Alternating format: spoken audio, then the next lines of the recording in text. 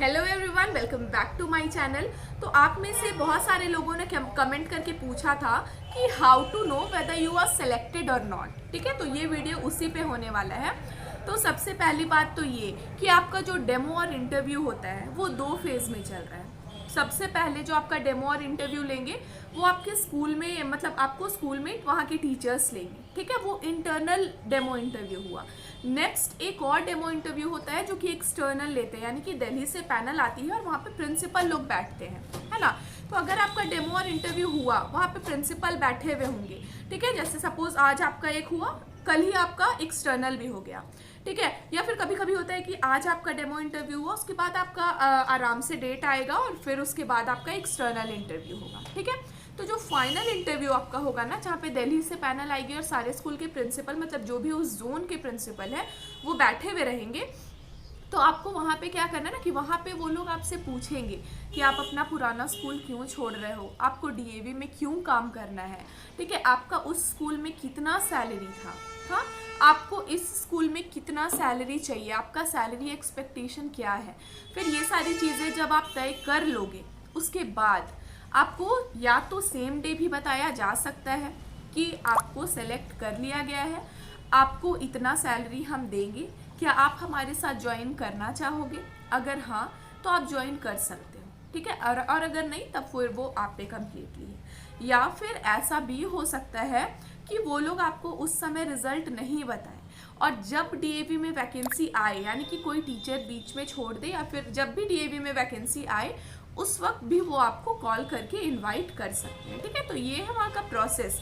जरूरी नहीं कि वो आपको तुरंत ही बता दे या फिर तुरंत ही हायर कर ले।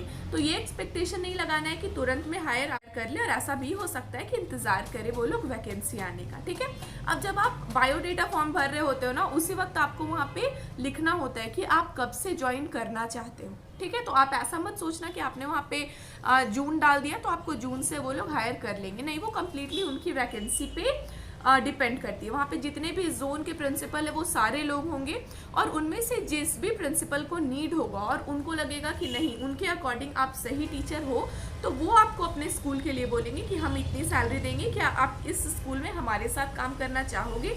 अगर आप उसी समय एक्सेप्ट कर लेते हो तो फिर वो आपको सब चीज़ बता देगी, सारे इन्फॉर्मेशन। ठीक है, या फिर आपको वो बाद में कॉल करके भी शेयर कर सकते हैं, और नहीं तो फिर जब वैकेंसी आएगी तो।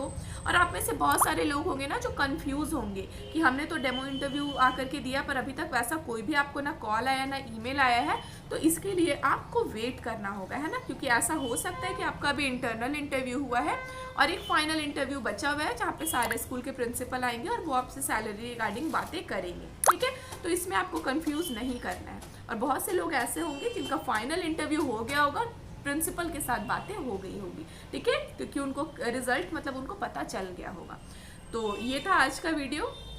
किसी तरह का कोई कंफ्यूजन होने पे आप कमेंट करके पूछ सकते हैं। और रही बात सैलरी के लिए, ठीक है, तो इसमें भी बहुत से लोगों का कमेंट आया था कि मुझे 22K दे रहे हैं, मुझे 23K दे रहे हैं, मुझे 27K दे रहे हैं। तो मैं आपको ये चीज़ बता देना चाहूँगी कि स्टार्टिंग में 20K से ज़्यादा होता है ना। वो 23K दे रहे हैं वो भी ओके है, 27 दे रहे हैं वो भी आप अपने अकॉर्डिंग देख लीजिए कि आपको किस एरिया में भेजा जा रहा है और वहाँ के अकॉर्डिंग वो सैलरी सही है कि नहीं। बाकी रहा बात कि इतना सैलरी ओके है या नहीं, पीजीटी टीचर का कितना होना चाहिए, टीजीटी टीचर का, पीआरटी टीचर का कितना होना चाहिए। तो अगर आप पीआरटी टीचर हैं, ठीक है, तो आपको 22K 23K स्टार्टिंग में ओके है। अगर आप टीजीटी टीचर हैं तो आपका 23 to 25K 27K ओके है। और अगर आप पोस्ट ग्रेजुएट के लिए हैं तो आपको 27K to 30K आपका ओके है। लेकिन स्टार्टिंग में ये इतना है, अभी आप एडहॉक बेसिस पे काम करोगे, बाद में आपका सैलरी धीरे धीरे करके बढ़ते चला जाएगा और जैसे ही आपका परमानेंट होगा फिर आपका गवर्नमेंट पे स्केल के अकॉर्डिंग सैलरी चलेगा, है ना। तो ये था सैलरी रिगार्डिंग। आप में से जितने लोग भी कमेंट करते हैं तो स्टार्टिंग में वो सैलरी आपका है, ठीक है, वो धीरे धीरे इंक्रीज होगा, तो उसको लेकर के नर्वस नहीं होना है। तो ये था आज का वीडियो। अगर आपको अच्छा लगे तो शेयर करिए अपने फ्रेंड्स के साथ। मिलते हैं नेक्स्ट वीडियो में।